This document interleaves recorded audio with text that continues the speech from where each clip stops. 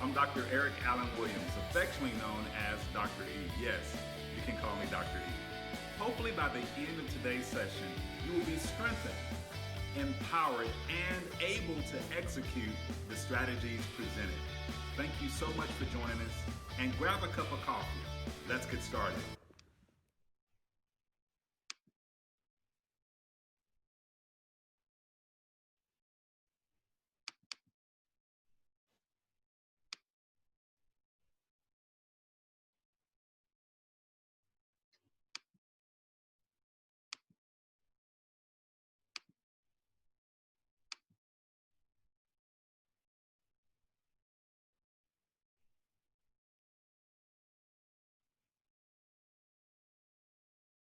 Hello, welcome back to our session. This is IEP Basics Module II, and you should have already completed Module 1 prior to this session. And of course, I'm your host, Dr. Eric Allen Williams, or Dr. E, all right? I want you to think about this question. We addressed it on last time. Which form is used to ensure educators create student-centered and district-aligned IEPs? Which form is used to ensure educators create student-centered and district-aligned IEPs?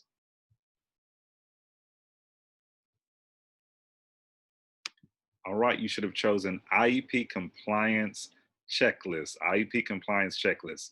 The record of access is for students to, or not students, but educators and district officials to sign in our IEP if they have access to the folder. IEP guidelines, we don't necessarily have a form for that, but we do have some information to guide that, but not a checklist. But we also have the IEP folder checklist, which relates to the IEP folder to make sure that it's in order, that each pocket, we have about 8 pockets, and that organizes all of that information for us, all right? So let's dive into our presentation on today. Module 2 objectives. What will be our outcomes on today? Performance. We'll use present level data to identify priority goals. We will also look at those goals and make sure that they are strong goals. Also, we will look at the supports to make sure that we're able to help our students be successful and to monitor their progress. And then finally, we will have some practice, of course, with writing goals. And the Louisiana Department of Education is our source for this presentation. Now, if you want to access the slides for this presentation, go to our Google Classroom, and there's a code. You can take a picture of this. You can access it later, but our slides will be there, and also some of the documents that we'll use, they will be there as well. And you also have some other sites as well. Okay, let's look at the DOEC instruction site. We talked about that in our last session. You can go there to look at some of the forms and the how-tos of how you implement the IEP. Okay, you go there, that's the district level information is at DOEC, and DOEC is the Department of Exceptional Children. So also you can go to the CADO ELA website, and you can obtain information about the units and the ELA curriculum. So that's where you need to go to help form those goals in relation to reading. And third, we have the ELA standards for the Louisiana Department of Education. This drives our IEPs. Also, we have connectors for students with severe disabilities, but we're going to focus just on the standards for today. Now, I want to briefly review what we just talked about, how to access information in relation to our IEPs and the curriculum, okay? So if we were going to go out for the summer and have a good time, and unfortunately we're probably indoors, or maybe you're somewhere having fun and you're just taking time to just have an amazing party with the IEPs, but I'm just messing with you. But we want to review where can we find the IEP information that we need and the curriculum information. So let's see where the ball is at this time. It's in our court. Where will we find the information about CADO related documents in relation to IEPs, right? If we needed to find information on the curriculum in regards to reading, where will we find that, okay? So the ball is going back and forth. We're having fun. Let's see. For district information regarding IEPs, that's DOEC instruction. If you said that, you are correct. What about for the curriculum in regards to ELA? You can go to the CADO ELA website. You can Google both of these and they will direct you to that site. All right, just a little fun, summertime fun. Now, what about performance? We need to see where the students are and how they're performing with the curriculum in relation to their IEP goals. Most students who are on a tier 1 path usually have a reading, a math, and a written expression goal. So each of them should have a page, an instructional goal in their page that goes with those goals. At the top of that page, we have the present level of academic achievement and functional performance. In this page, in this paragraph at the top of that goal page, instructional plan page, summarizes the students' current levels of performance or function, okay? I wanted to show you this, where it lives in the IEP, all right? If we go to the sample of the blank IEP form, above this, we talked about the GSI page last time, and hopefully all of you did your homework. I know you did your homework because I know you're going to turn it in to me, of course, all right? But for the second phase of this, we're diving into the instructional plan page. And right here is where that paragraph will go for the present level of academic achievement and functional performance. The educational need area, that's where we get that from the evaluation. It may be reading, math, or written expression most of the time. So we will put reading right here, and content, we'll put reading, and then we'll put the content area, whatever specific need area. It could maybe reading comprehension will be the need area, and the content area will be reading. So whatever need, reading comprehension, fluency, that would go in the need area, and the content area will be reading, and the present level of academic achievement will be placed here, right? Let's go back to our presentation. Now, exactly what information is placed in the plot statement? It's about a paragraph long, so what would be in that statement? It describes the student's need in the academic and functional area. It states the impact of the student's disability. So whatever disability they have, say for instance, is specific learning disability, it would show how that impacts learning in reading or math. Next, we would have some baseline data there for as ISTEEP, which is our district level assessment. So whatever district assessment we're using, we would place that information there, and it informs the annual goals and appropriate special education services and supports to help meet that goal, because we want that student to be successful and meet their goals. So what verbiage do we use?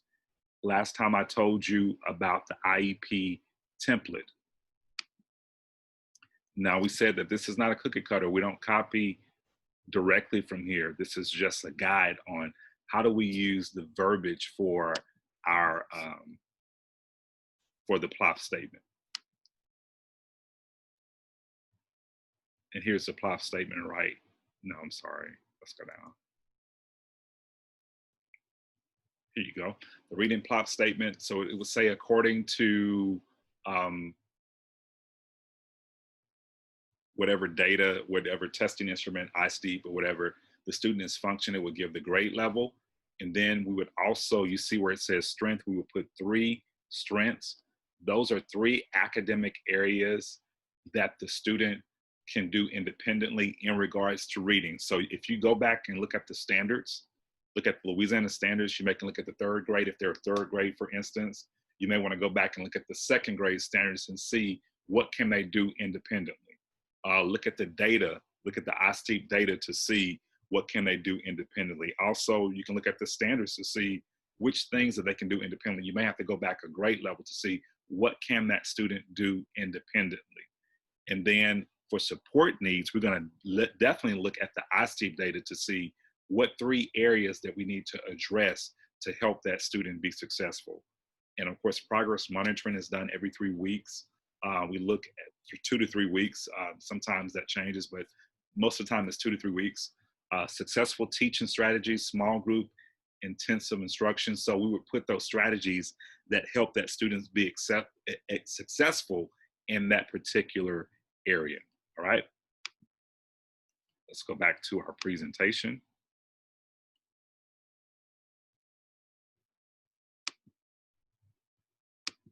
All right, so let's look at goals, because we definitely need to have a goal that we want that student to achieve. And again, we want those goals will be centered around the evaluation. The evaluation normally determines that goal. It could be reading, math, or written expression. What is the purpose? How do we select goals? How do you write strong goals? And how do you measure progress? So how do you select the goals? We get that from the evaluation. How do we write strong goals? We use that. We use our standards, we use our data. And how do you measure that? You also use a testing instrument. ISTEEP is one of them. Also with ELA, we have the data tracker. You can go to Cato ELA to see some of the ways that you can measure progress. Every one of Louisiana's children should be on track to a college degree or professional career. That's the goal. And sometimes that may seem very strenuous to make that happen, but we want our goals. When we write our goals, we want to think about what goal we can set for the students so that they can be successful in order to achieve a college degree or some type of certificate post high school, okay? So we want them to be successful. We need to always align our IEPs to the content standards. That's very important. So we can't just pull standards from the air. They should be aligned with the standards. We can't pull those IEP goals out the air. They must be aligned to content standards. We need to define the knowledge and skills students are expected to learn in a specific grade level. So going back, remember when I mentioned about the Cato ELA website, you need to go back and look at the curriculum that those students need. The IEP process is to identify special education services that will enable the student to be involved and progress in the general ed curriculum. So we want them to be successful, okay? Also, we need to define what students need to know, but not how teachers teach or how students learn. What do students need to know? And the standards always gives us exactly what students need to know.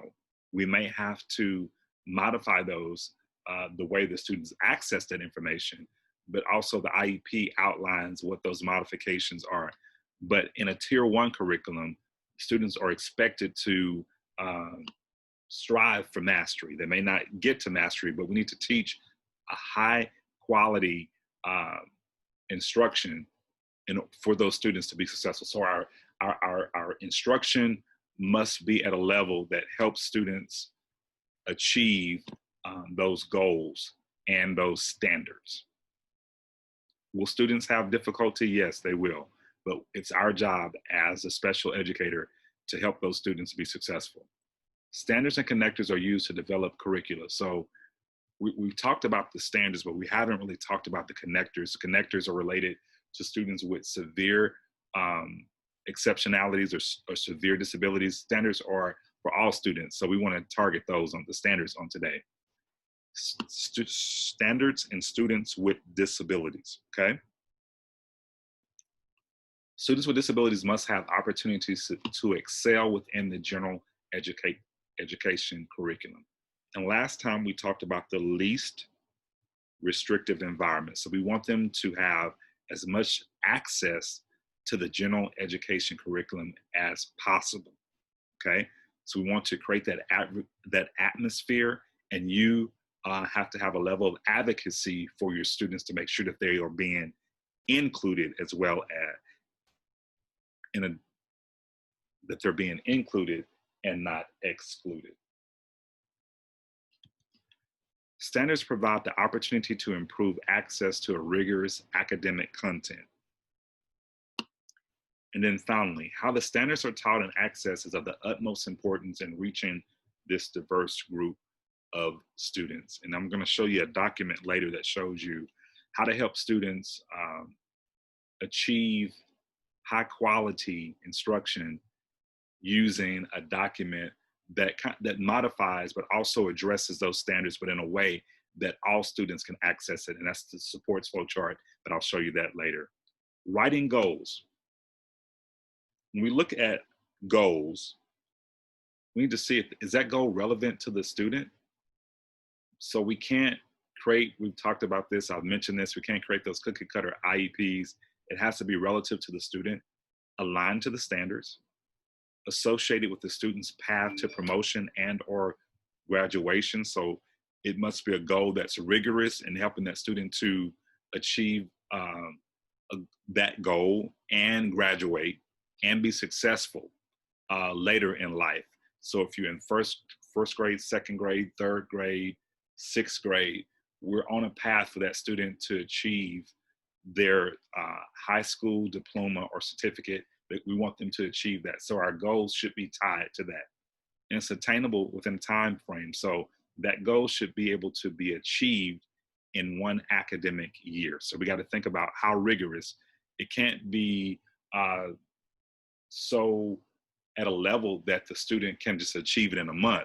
It should be rigorous, that it's going to take some time for that student to achieve that goal. What are measurable annual goals? Okay. Statements that describe what a student can reasonably be expected to accomplish in that one IEP year. So it must be reasonable that they can achieve that. And of course, we provide supports to help them get there. And it should be rigorous and promote college and workforce readiness. So whatever that goal is, and we think about the Louisiana standards, all of them are tied to students being able to have college and career readiness. That's what those goals are there for. They're not just there just to provide a framework for instruction, but for those students to have success as a high school graduate and as an adult. SMART goals, okay? First of all, our goals must be specific based on the present level data. So whatever that data is, we're gonna use that, and it has to be specific. So if we pull it from that ISTEEP data or whatever testing instrument the district using at the time, we need to use that to base our goal on. Measurable, okay? Progress is determined at data points. So it should be measurable by the end of the IEP year. That should be able to meet that goal. Also, that should be able to have earned certain points. It should be at a certain percentage with 75% accuracy, 80% accuracy. That student should be able to achieve it. Achievable, realistic and related to critical needs. So whatever gaps, if we look at the data from the ISTEEP and see this student is not able to do something specific to that curriculum, then we know that we need to form that goal around that and also attach it to the standards. Results focused, develop with an outcome in mind. What should they be able to do? If we look at the standards, look at the data, and the standards should serve as our goal of where we want our students to be. We should look at the standards, look at the data, and that should serve as our goal. Time bound, include defined beginning and end. So by the end of the IEP year, they should be able to accomplish this with 75 or 80% accuracy. We have to look at the student's ability level to determine that, all right? So you look at the SMART goals: specific, measurable, achievable, results focused, and time bound. So look at that for a minute, all right? SMART. Let's review that. So it's summertime, we wanna have some fun, just a little bit of fun while we're learning. Okay, so let's look at this. We're gonna play ping pong. So S, I want you to think about, what does S stand for, all right? What about M? Let's go to A, R, and finally T. SMART goals. All right, hopefully you remember. Let's see if you did. Specific, yes. Measurable, achievable, results focused, and time bound. So bound. If you look at those, you should be able to write a SMART IEP goal. What are some critical elements of the IEP? Critical elements of this IEP. What the student who? We need to know who is the student? Who are they? What do they need to do? What will they do? So who is the student and what will they do? Then we have the time frame. In or under what conditions will they be able to achieve that goal? Are we going to provide certain things for them, or are we going to read aloud, or will we provide graphic organizers? How will that student, under what conditions will they be able to, at what level or degree performance criteria, how will they be able to accomplish that? As measured by, what will be the method of measurement? What assessment will we use to determine if that student's achieved that? Will we use certain checklists? Will we use the data track, the curriculum data tracker for ELA or math? Will we use those to help it? So how will we determine the method of measurement? We will use language and structure aligned with content standards. So all of this will be framed around the content standards. Now, if we can't find a standard to attach to this, then that IEP goal is not relevant or valid. It has to be tied to the standards and data. So our data, our Louisiana standard, should be tied to that goal. We look at the who and we look at the action, all right? Focus on what the student, what they will do. Janice will explain, okay? Not the manner. Janice will use a graphic organizer. Janice will explain, okay? As a result of a graphic organizer, they may help, but we will put what they will explain.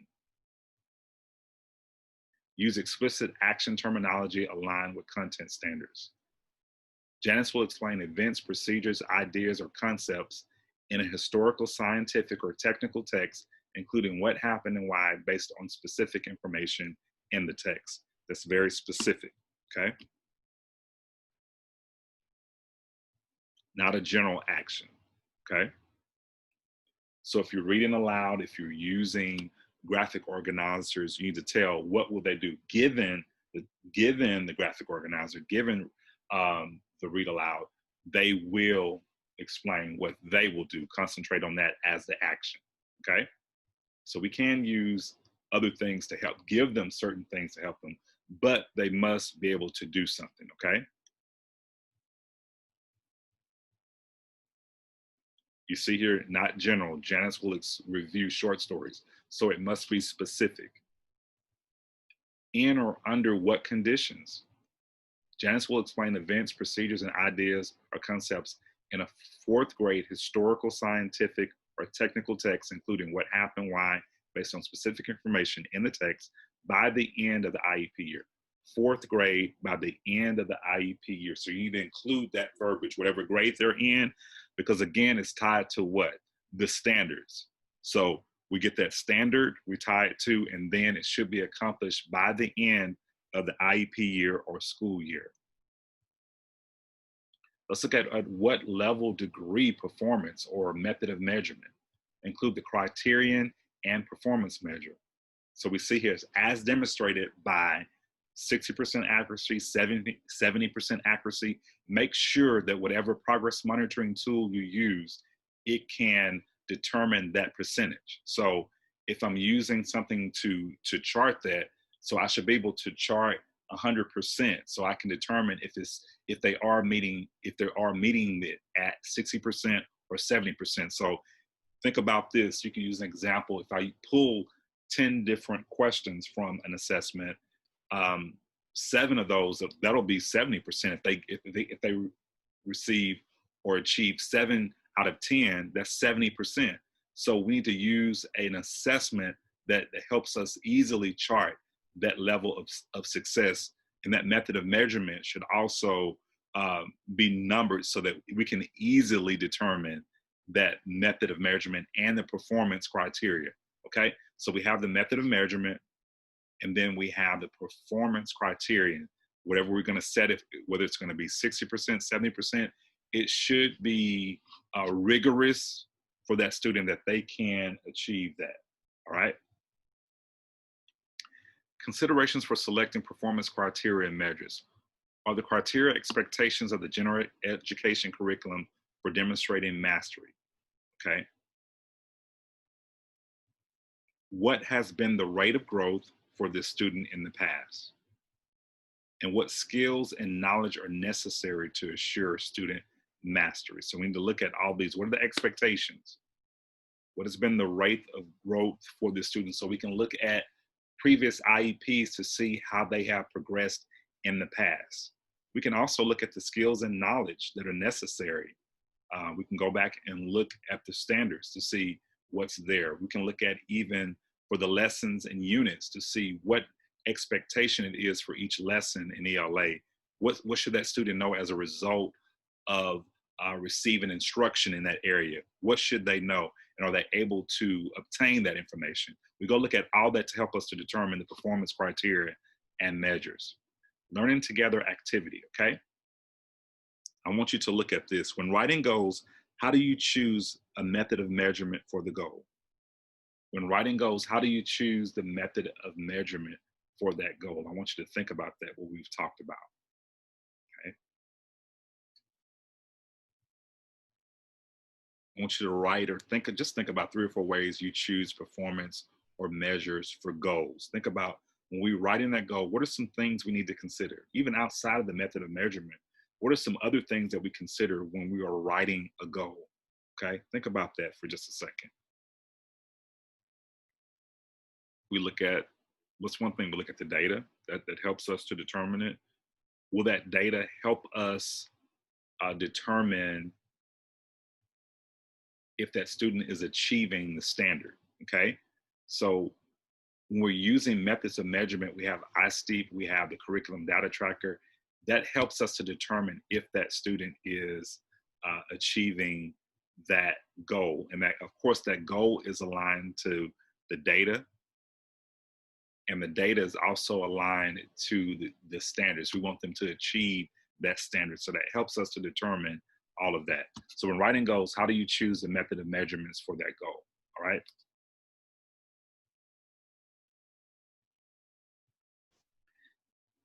Completing the goal. After reading a passage in the 5th grade literature book, Albert will determine 2 or 3 more main ideas of the text and explain how they are supported by key details. Okay, here it is. We will complete it with whatever percentage accuracy using end of chapter tests by the end of the IEP year or by the end of the year. So we'll have to put the criterion there, but also the time frame or the time stamp of when we want that student to achieve it. And it should be by the end of the IEP year. It says using end of the chapter test by the end of the IEP year. We would include that in there. Also, some of our IEP goals have objectives. We think about the goal as the top of the mountain. And when you climb a mountain, you have steps to get there. So some students require objectives. They need additional support to help them get to the goal. So they'll have 2, maybe 3 objectives to help them get to the top of the mountain to achieve that goal, okay? Objectives break the goal into steps or subparts. So the top of the mountain is the goal, and those subparts are the steps to get to the top of the mountain. Components of a larger standard, so we can break that standard apart to create those objectives, because some students need that additional support. Sequence by skill or knowledge. A leads to B and B leads to C. And time focused by the end of the quarter. So they can be quarterly steps to reach the goal.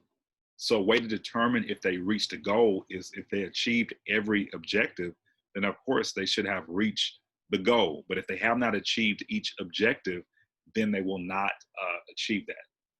Okay, they will not achieve that goal. Let's look at this example right here. Provided text-to-speech software, or AT, or reading aloud commendations. Some kids have different needs. Some kids need text-to-speech, others need read aloud accommodations.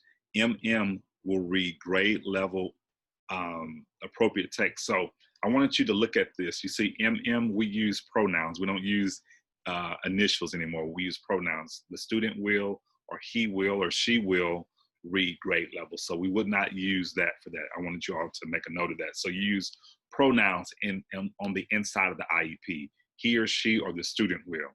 And so you can look at this goal. You see the information there.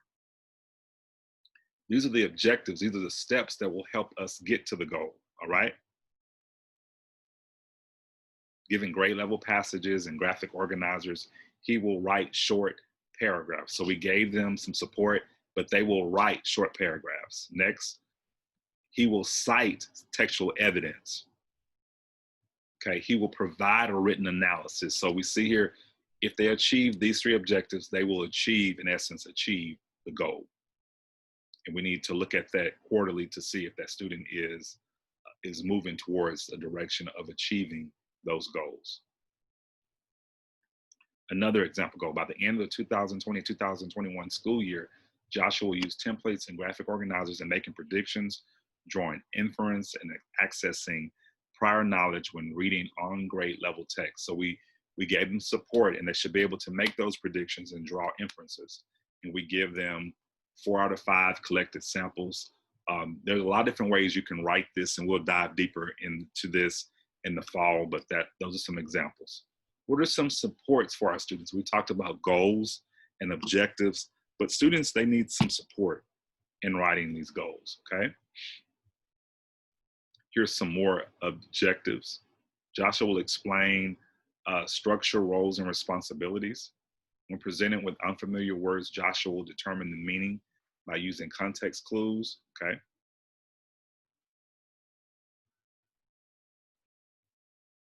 So how do we determine and document progress? By monitoring and reporting progress, we make adjustments when needed. We look at the data. In Cato, we have progress monitoring, and that time is determined, usually it's every 3 weeks, but we look at data. Some schools may differ, some school sites may differ in how they do progress monitoring, but at the very minimum, it must be 3 weeks that we look at to see where that student is. So we're using our assessments, we're using ISTEEP data, we're using our curriculum data tracker. So there are other things that we can use to help us to determine if that student is making progress, all right? Our benchmark assessments, we see the data tracker. The progress monitoring helps us to determine if that student is, we look at checklists. There are a lot of different things that we can use, but it should be based on our curriculum. We're not pulling a lot of information or assessments from other outlets. It should be district approved or state vetted. So you can go to the Cato ELA website. Also, you can go to the Cato RTI Response to Intervention, Cato RTI, to also see some instruments that you'll be using to help progress monitor. So those are the only instruments that you should be using. All right, we look here. ELA guidebooks, Eagle, we have those things that are there, but always go to the Cato ELA website and also the Cato RTI to see what is district approved. Okay, when developing goals, the IEP, remember we talked about the IEP team last time, consider the impact of each need on the student's progress, select the needs for the greatest impact on progress, and develop a goal to address needs, okay?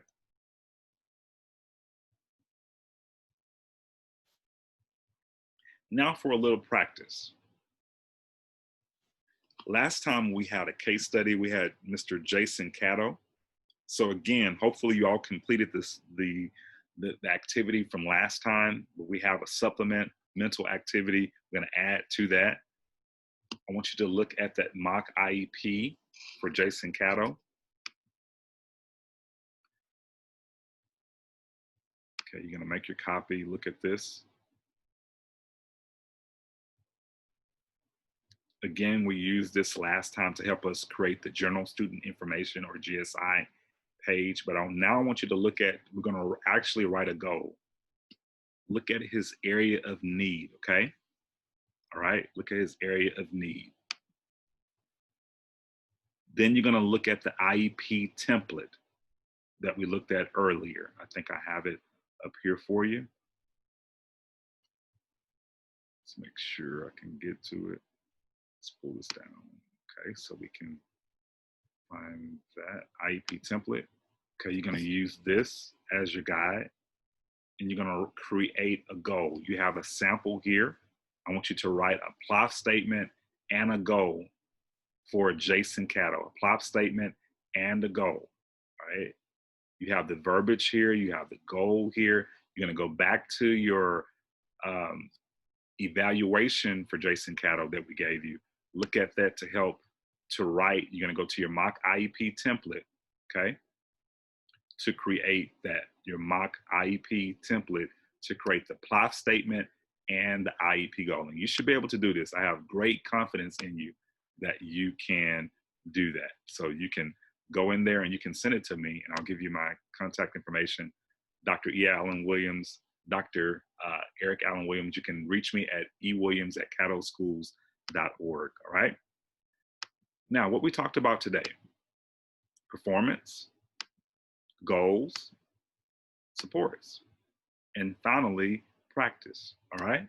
So I want you all to work really hard to complete the activities that are going to help you achieve a high level of success. When you receive your students in the fall, you'll be ready to dive into the IEP. We're going to provide you additional support later, but I want you to be successful. So again, you're going to create a reading goal and plot statement using the case study that we gave you. And I want you to review the pertinent forms and look for updates at DOEC. DOEC, I want you to go there and look at DOEC. Hello, we are ecstatic that you joined us for our learning experience on today. And we need you to do 3 things. First, complete the evaluation mentioned at the end of the session.